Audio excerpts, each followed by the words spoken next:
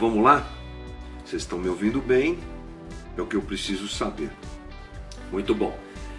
Começando a nossa conversa da quarentena de hoje, vamos bater um papinho sobre mais uma disciplina espiritual que é de extrema importância, como todas elas são. Temos falado aqui sobre essas disciplinas e lembrando que disciplina espiritual não tem nada a ver com aquela coisa de punição que a gente às vezes pensa por conta da palavra disciplina, mas disciplina como matéria, como parte de um todo, parte de um conjunto, coisa que a gente realmente precisa desenvolver, buscar e trabalhar para a nossa evolução, digamos assim, né? Falei isso na primeira conversa que nós tivemos sobre o tema disciplinas espirituais. Falamos sobre oração, falamos sobre jejum. Vou falar hoje sobre confissão. Confissão, isso é uma disciplina espiritual. Vou usar um texto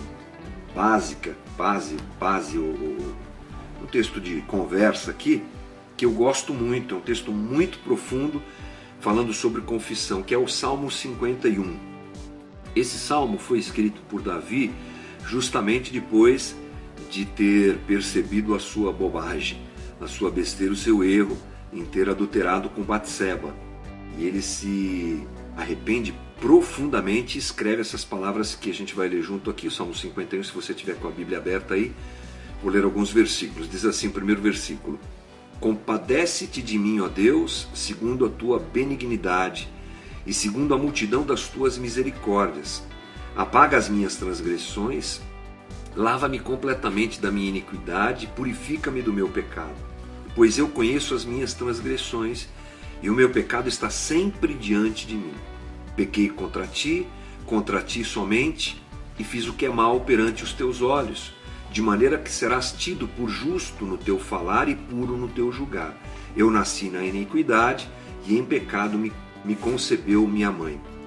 Agora a gente vai no versículo 16, mais para o final, que diz assim: Pois não te comprases em sacrifícios, do contrário eu tus daria, e não te agradas de holocaustos. Sacrifícios agradáveis a Deus são o espírito quebrantado, coração compungido e atrito, não o desprezarás, ó Deus. Faze bem a Sião, segundo a tua boa vontade, edifica os muros de Jerusalém.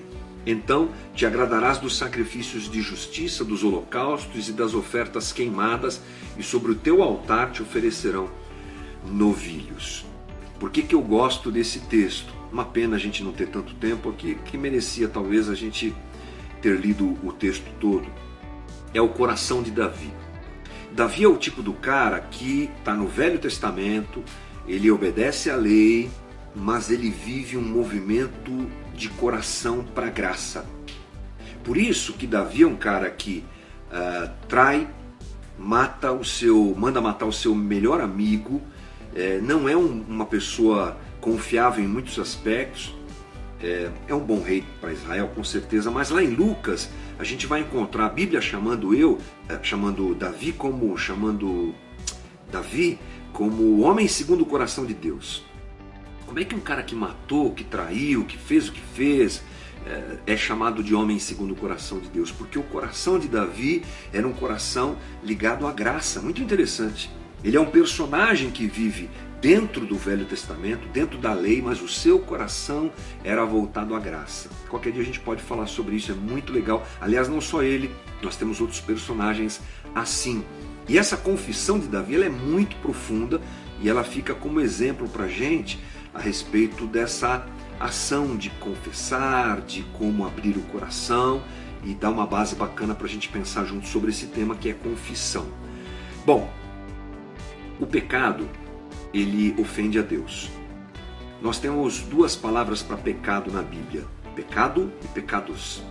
Pecado tem a ver com o pecado máximo, aquele que é retratado no Gênesis, na queda do homem, é a rebeldia humana, é o homem dizendo não para Deus, é o homem se desligando de Deus. Paulo fala sobre isso, ele tem horas que ele fala pecado, tem horas que ele fala pecados. Pecado, então, é essa rebeldia humana diante de Deus. Pecados é o que eu e você fazemos todos os dias: a mentira, a cobiça, e aí por diante.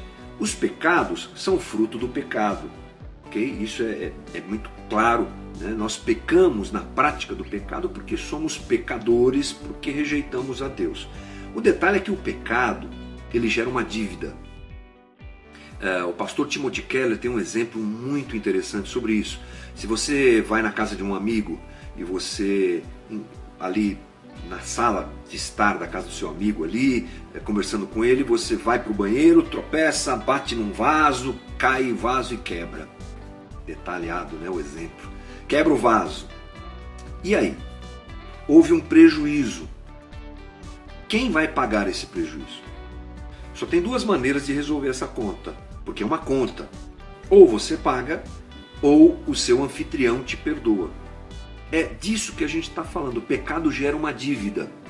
Ou ela é paga por mim, ou ela é paga por Deus. No nosso caso, Deus pagou a dívida. Mas a gente tem uma dívida, a gente tem uma conta para ser paga. Hebreus 9:22 diz que sem derramamento de sangue não tem remissão de pecado.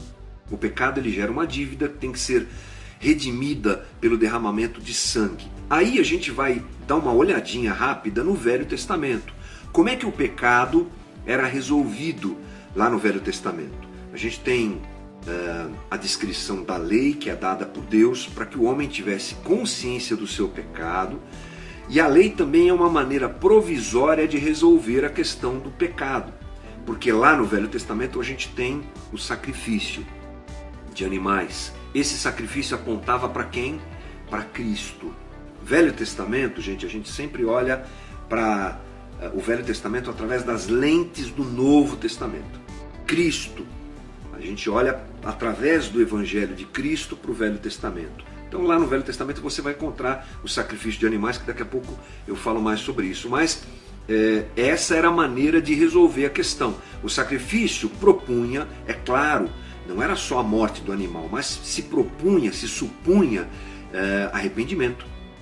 Se supunha confissão e arrependimento. Era o papel do sacerdote junto com o povo ali. Lá em Levítico 4:27, vou ler para você como é que o pecado no Velho Testamento era resolvido. Se for alguém da comunidade que pecar sem intenção, fazendo o que é proibido em qualquer dos mandamentos do Senhor, o seu Deus, esse será culpado. Quando conscientizarem do seu pecado, trará como oferta pelo pecado que cometeu uma cabra sem defeito. Porá a mão sobre a cabeça do animal da oferta pelo pecado, que será morto no lugar do holocausto. 31. Então retirará toda a gordura, como se retira a gordura do sacrifício de comunhão, o sacerdote a queimará no altar, como aroma agradável ao Senhor. Assim o sacerdote fará a propiciação pelo homem, e esse será perdoado. Entendeu? Era assim que o pecado era perdoado, com o sacrifício de animais. Está bem descrito lá em Levítico. Isso tudo dentro de um movimento de coração também, de perdão, aliás, de confissão e de arrependimento. O detalhe é que esse sacrifício, ele era provisório. Hebreus diz que eles não eram suficientes, eram ineficazes. O autor de Hebreus fala isso lá em Hebreus capítulo 9. Todo dia o sacerdote tinha que fazer sacrifício. Mal o ser humano saiu dali, ia para sua casa, já estava em pecado, daqui a pouco ele tinha que voltar para lá e fazer outro sacrifício. Bom, isso tem a ver com confissão? Tem a ver, porque pressupunha confissão e arrependimento. Aí a gente chega no Novo Testamento. O pecado no Novo Testamento, ele é resolvido com a vinda de Cristo. Jesus vem e faz aquilo que é o autor de Hebreus também, que aliás eu recomendo que você leia, se você quer entender mais sobre esse aspecto de sacrifício de Cristo à luz do Velho e do Novo Testamento.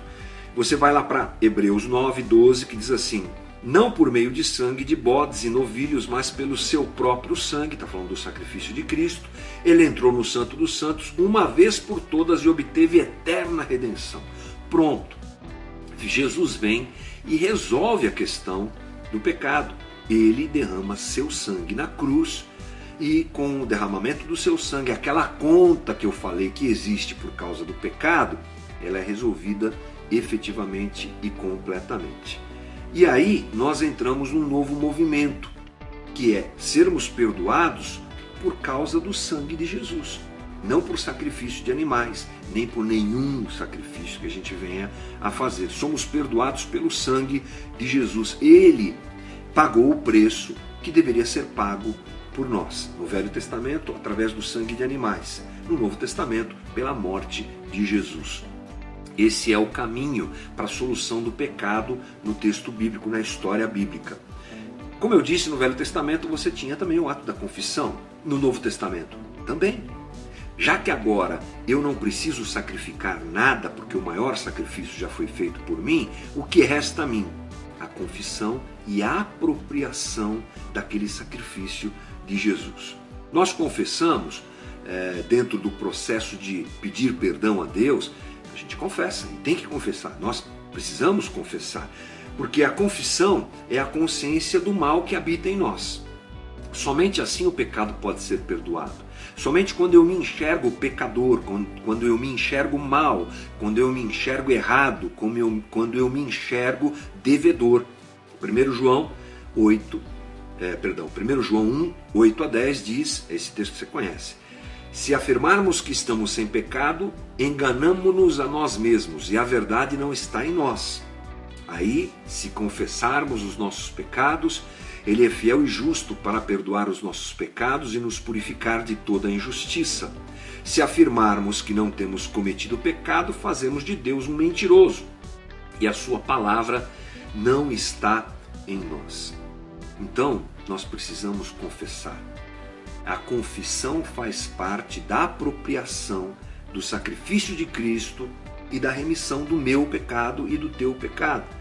A confissão e o perdão são realidades que nos transformam e que fazem parte da vida de um cristão.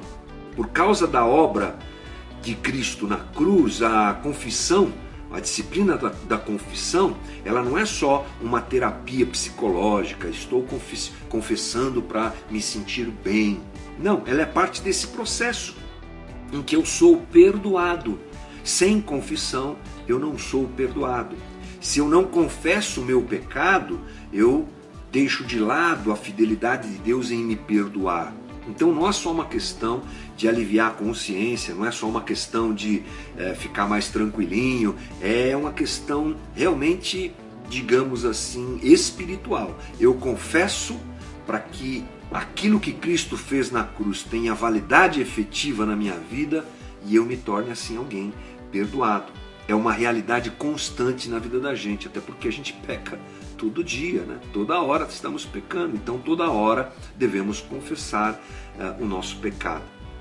Penso que uma confissão efetiva tem algumas características. Uma boa confissão, hoje diante de Cristo e do seu sacrifício. Especificidade. Nós, às vezes, não confessamos o nosso pecado assim. Às vezes nós nem confessamos, né? Vamos ser sinceros. E quando confessamos, fazemos de modo genérico. Ou, Senhor, perdoa os meus pecados, todos os meus pecados, os meus pecados. Uma boa confissão ou uma confissão adequada diante de Deus é aquela que eu faço de forma específica. Eu fiz isso aqui. Eu desejei o que não deveria ter desejado. Eu roubei, eu desejei o mal, eu cobicei. Tantas são as possibilidades. Especificidade é aquela coisa de fazer a confissão imediatamente após ter cometido o pecado, até porque o Espírito Santo de Deus está em nós e ele nos alerta, né? A luz amarela está sempre piscando. Opa, olha, a palavra de Deus nos alerta e a gente às vezes deixa passar, não é? A oportunidade de confessarmos o nosso pecado. Consciência da ofensa a Deus, a segunda coisa. Quando eu peco, eu ofendo a Deus, ofendo a santidade de Deus, ofendo o Espírito Santo que habita em mim. Eu vou contra o amor supremo, soberano, incrível, profundo e único de Deus. E me mantendo em pecado, eu estou ofendendo efetivamente a Deus. Estou renegando o sacrifício de Cristo, desprezando a obra redentora de Jesus. É forte isso, né? e uma determinação no coração para que uma mudança de vida aconteça. É claro que a gente entende que o ser humano é fadado a cair, e a gente cai mesmo, e a gente erra mesmo, é assim que funciona, infelizmente. Mas essa coisa de não querer errar mais, de lutar contra a nossa própria humanidade, deve acompanhar a nossa confissão. Uma confissão que deve ser acompanhada de arrependimento. E que arrependimento tem a ver com mudança de rumo, né? Aquela coisa de mudar de rumo. Estou indo para lá, viro para cá. É isso que tem a ver com arrependimento, metanoia, mudança de comportamento que vem através da mudança da mente. Essa é a luta da nossa vida. Mas uma boa confissão, digamos assim, um método de confissão adequado é aquele que me leva não só a dizer, não só a falar que estou arrependido, mas a viver o arrependimento e carregá-lo no meu coração constantemente. Essa é o nosso caminho para o arrependimento, aliás, para a confissão, né? Todos nós somos pecadores, mas nós temos um problema hoje, e vale a pena a gente rapidamente abordar esse assunto, que é a realidade da aparência. A confissão ela não é muito pregada hoje, porque nós vivemos de aparência. As mídias sociais geraram isso e agravaram essa questão. Aliás, a humanidade sempre teve esse problema, mas eu acho que agora, mais do que nunca, tudo é aparência. Tudo é status, tudo é beleza.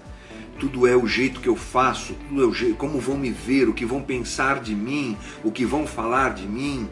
Essa coisa domina a gente e impede a gente de agir em sinceridade diante de Deus, porque eu tenho uma aparência. Isso sai das questões de âmbito social, que rege as relações, e vai para a espiritualidade. Hoje a gente vive muito da espiritualidade fake, da espiritualidade da aparência. Então é todo mundo muito bonito, todo mundo muito frequentador de igreja, todo mundo muito bacana, sabe, conhece, tem uma aparência de piedade, mas é vazio no seu interior. E esse caminho, ele inibe a confissão. Como é que eu vou me expor? Como é que eu vou falar? Como é que os outros vão saber a realidade podre da minha vida? Lá na Casa da Rocha Guarulhos a gente tem um trabalho maravilhoso, assim como várias igrejas aí, que é o CR, Celebrando a Recuperação, que é um trabalho de confissão, maravilhoso, de confissão em grupo, onde as pessoas vão abrindo seu coração e contando a sua vida. E é muito legal ver o resultado disso. Quando essas pessoas começam a perceber que a confissão, a confissão do seu pecado para com o outro, para o outro, alivia o seu coração e abre um caminho de tratamento na vida de cada um que está ali fazendo isso. Enquanto isso, nós temos gente que é resistente. Não, eu jamais vou expor a minha vida lá, vou falar, né? Como se a gente fosse gente intocável, perfeita, deixando de levar em consideração o nosso próprio pecado. Coisa para a gente pensar nesses dias, né? Então, o que realmente importa é o coração quebrantado que Davi falou. Por isso que eu li aquele texto. É um coração quebrantado. Davi vai para diante de Deus completamente transparente, se prostra e ele realmente abre o seu coração. É preciso reconhecer com sinceridade quem nós somos, nossas limitações, nossos erros, nossos acertos, porque isso é o que importa. Na nossa relação com Deus, a gente esconde o que de Deus, gente? É o Salmo 139, mas a gente teima em ir por esse caminho, né? Então, sem reconhecimento, não há confissão, e a gente despreza aquilo que João diz lá em 1 João capítulo 1, versículo 9, né? Que a gente não confessa, a gente está desprezando o próprio Deus e a sua obra na vida da gente. Bom, confessar como? Para quem? Já indo para o final do nosso papo. 1 Timóteo 2,5. Porquanto há um só Deus e um só mediador entre Deus e os homens, Cristo Jesus, homem.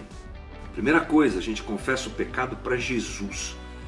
Na esfera da transcendência, a gente confessa o nosso pecado para Jesus. Ele é a nossa ligação com Deus e a Ele nós confessamos os nossos pecados, que aliás já são do conhecimento dEle. Antes que saia uma palavra na minha boca, Ele já sabe, Ele já conhece. Talvez a confissão de pecados entre também naquela esfera em que a gente confessa mais para a gente mesmo do que para Ele, mas a gente confessa para Ele também, é claro. E ao confessarmos para Ele, tomamos consciência da nossa pecaminosidade e nos habilitamos ao perdão, que só Ele pode dar. Como aquela figura do Velho Testamento do sacerdote colocando a mão sobre o animal e transferindo o pecado do homem para o animal. É assim que acontece, a gente confessa o nosso pecado diante do Senhor e a gente se apropria do sangue do Cordeiro que foi derramado desde a eternidade por cada um de nós. Mas, Timóteo 5,16: confessai, pois, os vossos pecados uns aos outros e orai uns pelos outros para serdes curados. Muito pode por sua eficácia a súplica do justo. Opa, aí a gente entra naquilo que eu falei agora há pouco.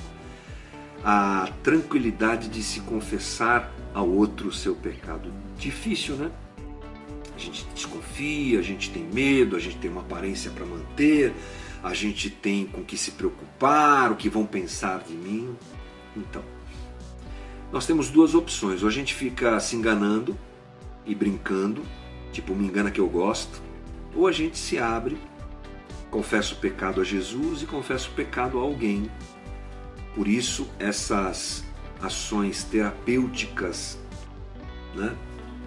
Coloco aqui uma aspa gigante, tem um grande valor, porque não é só um movimento terapêutico no sentido de curar coração, coisa que também acontece, mas um movimento de confissão um ao outro para que nós possamos nos dar conta do mal que habita em nós. Confessemos, que Jesus saiba dos nossos pecados. Aliás, Ele já sabe, né?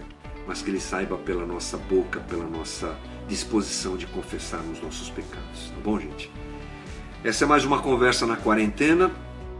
Eu espero que vocês estejam muito bem aí no dia a dia de vocês, na casa de vocês, na caminhada de vocês. Vamos orar pelo nosso país, vamos orar pelo nosso Brasil. Só para quem está chegando agora, a gente faz essa live todo dia da semana, meio-dia, batendo um papinho rápido aqui de 20 minutos, 25 minutos. Depois eu mando esse material para o YouTube, tá bom? E à noite, terças, quartas e quintas, a gente tem umas lives de oração também aqui no canal da Casa da Rocha. E você está convidado a participar com a gente, tá bom? O cheiro da comida da minha mulher já chegou aqui embaixo, onde eu fico aqui no meu escritório, no meu estúdio aqui. E já me deu até água na boca, eu vou correr para baixo.